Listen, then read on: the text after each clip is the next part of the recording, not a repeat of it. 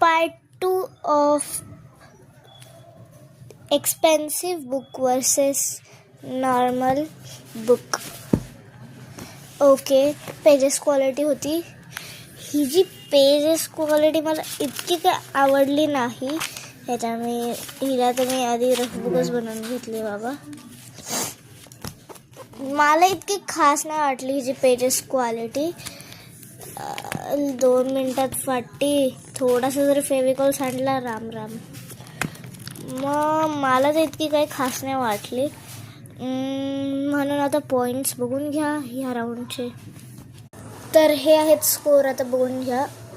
मी नॉर्मलला देते ऑब्व्हियसली 0 आणि एक्सपेन्सिव्हला देते 2 मार्क्स.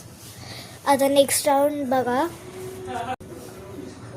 नेक्स्ट राऊंड आहे बुक ओपनिंगचा. म्हणजे आपण ते जेव्हा काही लिहिलं, उघडून लिहिलं आणि आपण बंद केलं की ती उघडीच राहील का बंद पण होईल ते बघायचं. पहिलं जेव्हा लिहिलं, आता बंद करूयात. 1 मिनिट, मी काही लिहिलंच नाही आहे.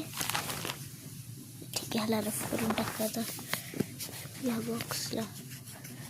जाऊ द्या, काय फरक नाही पडत.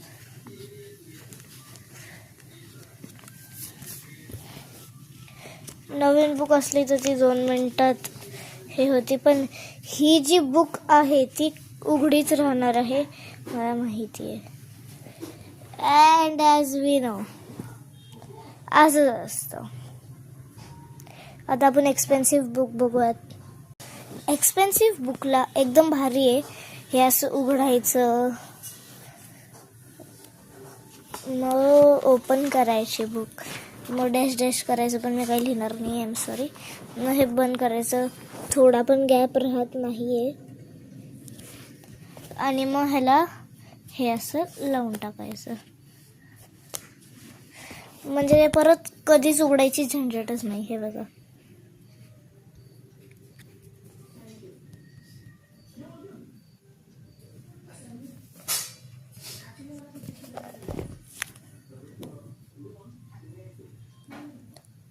आता मी पॉइंट्स देते ते बघा.